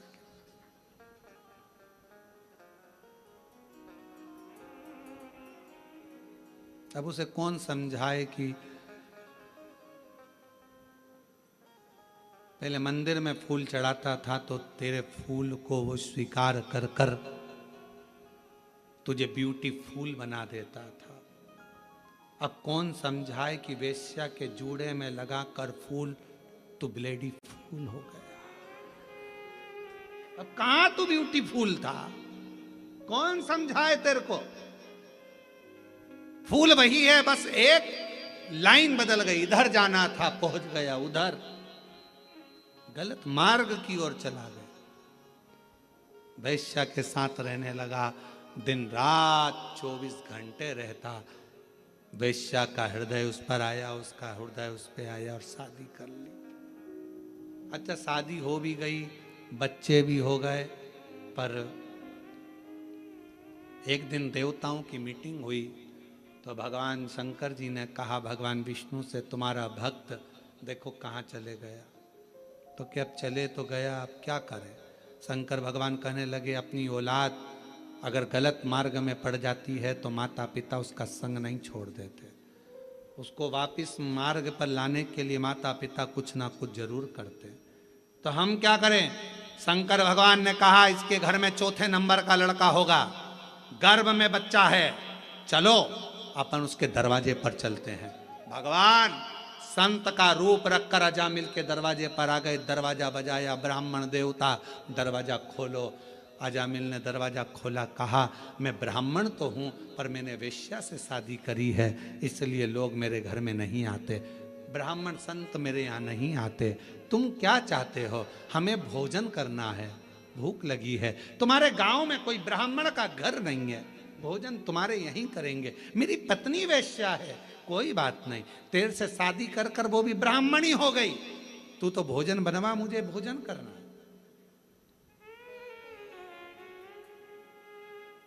अजामिल कहने लगे भोजन तो करा दूंगा, मना नहीं है, पर दक्षिणा नहीं दूंगा 1 रुपया भी। शंकर भगवान मुस्कुराकर भगवान विष्णु की ओर देखकर बोले, दक्षिणा की चाह तो हमको है ही नहीं, और दक्षिणा रखने के लिए हमारे पास जेब भी नहीं है। हम तो कर्पूर गौरम कर्णावतारम संसार सारम, हमें नहीं चाहिए। फिर सोच लो, दक्षिणा नहीं दूंगा, हाँ मत देना, चल भोजन करा। अजामिल ने अंदर पत्नी को आवाज लगाई, भोजन बनाओ, ब्राह्मण संत आए भोजन करेंगे। संत भोजन करे, जैसे ही भोजन कर लिया, भोजन करते से उठ के पेट पे हाथ फेर के शंकर भगवान बोले, अब दक्षिणा दो। इतने में अजामिल बोले, मैंने पहले ही किया था, मैं दक्षिणा नहीं दूंगा। शंकर भगवान मन में संत के वेश में बोले, भैया दक्षिणा बिना तो भोजन लगेगा नहीं, भोजन हम बिना दक्षिणा के तो जाएंगे ही नहीं, क्या दक्षिणा चाहिए? शंकर भगवान मुस्कुरा कर बोले, तेरी पत्नी के गर्भ में बच्चा है, दक्षिणा में बस हमें इतना सा चाहिए कि बच्चा जन्म लेना, इसका तू नाम जो रखेगा नाम नारायण रख देना, और कुछ भी दक्षिणा में नहीं चाहिए, केवल नाम नारायण रख दे और कुछ नहीं चाहिए। अजामिल हंसकर बोला, इतनी सी दक्षिणा, ठीक है, नाम रखता, कुछ भी रखता, नारायण रख दूंगा। नारायण नाम रख दिया। देखो भगवान को बदलना होता है तो कैसे बदलता है। नारायण नाम रख दिया। नारायण बड़े हो गए, समय आ गया, बड़े, और जब नारायण बड़े हो गए, समय आया, अजामिल बूढ़ा हो गया, यम के दूत दिखने लगे, अंतिम अवस्था आ गई। देखकर दूतों को घबराने लगा। बेटे से प्रेम बहुत था तो आवाज लगाने लगा, बेटा नारायण, बेटा नारायण, बेटा नारायण, जल्दी आ। नारायण नारायण नारायण नारायण पुकारने लगा। जैसे ही पुकारा, बेटा नारायण तो नहीं आया, पर वो विष्णु भगवान नारायण जरूर आ गए और उसका उद्धार कर कर चले, उद्धार कर कर। भगवान अगर कृपा करता है तो कैसे? हमारे पूर्व का प्रारब्ध, हमारे पूर्व का कर्म हमको परमात्मा के करीब में लेकर जाता है। याद रखना, ईश्वर का संग मिल रहा है, कथा मिल रही है, मंदिर जा रहे हो, मंदिर में 1 लोटा जल चढ़ा रहे हो, समझ लेना हमारे पूर्व का कर्म अच्छा था, भगवान के करीब में पहुंच गए। धन, सत्ता, सिंहासन, मकान, दुकान, प्रॉपर्टी, प्लाट, सब कुछ, ये सारा और भी ईश्वर का संग और सत्संग, ये पूर्व के प्रारब्ध से ही मिलता, पूर्व के प्रारब्ध। और कोई पिछले जन्म के अच्छे कर्म मुझे बाबा तेरा साथ मिला, कोई पिछले जन्म के अच्छे कर्म मुझे बाबा तेरा साथ। तो शिलाद मुनि ने कहा, आने में इतनी देरी लगा दी। भगवान शिव कहने लगे, समय, भाग्य और कर्म, ये तीनों की श्रेष्ठता होती है तब शिव आते हैं। शंकर भगवान ने शिलाद मुनि को पुत्र होने का वर दे दिया, बेटा होने का वर दिया, और कहा बेटा भी होगा तो मेरी सेवा करेगा, मेरे लिए जन्म लेगा, मेरा ही अंश होगा। शिलाद मुनि के यहाँ जो पुत्र ने जन्म लिया उसी का नाम नंदीश्वर हुआ, वही नंदी। श्रावण मास की यह पवित्र शिव महापुराण की कथा कर रही है। हमारे पूर्व का प्रारब्ध हमें भगवान के करीब में लेकर आता है। जैसे शिव महापुराण की कथा में देवराज नाम के ब्राह्मण का चरित्र आता है। देवराज नाम का ब्राह्मण चोरी करता, धन एकत्रित करता, और चोरी का धन लेकर आखिरी में जब अंतिम समय आया तो वो चोरी का धन लेकर शिवालय तक पहुंच गया। क्यों? क्योंकि देवराज नाम के ब्राह्मण की जो मां थी, देवराज नाम के ब्राह्मण की जो माता थी, वो शिव की उपासक थी, शिव की उपासक थी, शंकर की आराधना करती, शिव जी का प्रसाद लाती, प्रसाद लाकर देवराज को देती। प्रसाद की मूलता शंकर भगवान पर चढ़े हुए जल की मूलता, शंकर भगवान पे चढ़ी बेलपत्र की मूलता, शंकर भगवान को लगाए गए भोग प्रसाद की मूलता, बहुत होती है महाराज। हमने कई बार देखा है कथाओं में, जब किसी का पत्र पढ़ते हैं और वो बेलपत्र लेकर जाता है ना, तो कई माताएं भाई उसका हाथ में जो बेलपत्र रहता है उसका भी प्रणाम करती हैं कि ये शंकर का प्रसाद जा रहा है। लोग उसको देखने के लिए तरसते हैं, दर्शन के लिए, प्रसाद जा रहा है, उसका भी स्पर्श कर लेते हैं, उसका भी स्पर्श।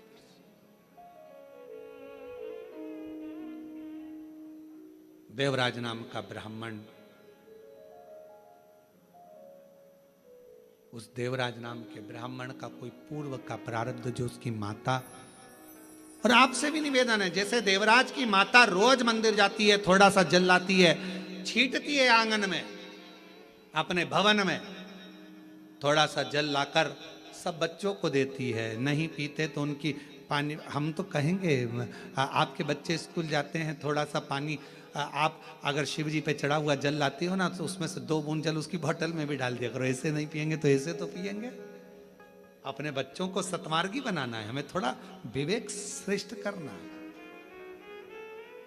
एक छोटी सी गोली पेट के दर्द को ठीक कर देती है, एक छोटी सी गोली सिर के दर्द को ठीक कर देती है, तो एक बूंद जल शंकर का चढ़ा हुआ, एक बूंद जल अगर बच्चों को पिलाया जाए तो उसका भाग्य का भी श्रेष्ठता उत्पन्न कर देते हैं। और ज्यादा नहीं तो सावन के महीने में तो नियम बनाओ, बच्चों को रोज मंदिर भेजो। जितने भी शिव भक्त कथा को सुन रहे हैं ऑनलाइन, शिव महापुराण की कथा को श्रवण कर रहे हैं, सावन के महीने में कोरबा से इस पवित्र कथा का लाभ ले रहे हो छत्तीसगढ़ से, तो निवेदन कहूंगा नियम बनाओ कि हम अपने बच्चों को मंदिर तक जरूर भेजें। श्रावण के महीने में शिव की आराधना में लगा जरूर ले जाए। देवराज नाम का ब्राह्मण शिवालय में गया, चोरी का धन था, आवाज आ रही थी तेज, बाहर निकल कर आ गया, बेलपत्र के वृक्ष के नीचे बैठा और बैठने पर उसके प्राण छूट गए। प्राण छूटे तो वो भगवान शिव के धाम चले गया। क्यों? एक तो शिवालय, दूसरा शिव पुराण की कथा, तीसरा बेलपत्र की छाया, ये सब उसको मिल गया था। तो देव अधिदेव महादेव उसको नंदी में बिठा कर कैलाश धाम तक लेकर चले। ऐसी शिव महापुराण की महत्वता है, शिवधाम तक लेकर। और कोई पिछले जन्म के अच्छे कर्म मुझे बाबा तेरा साथ मिला, कोई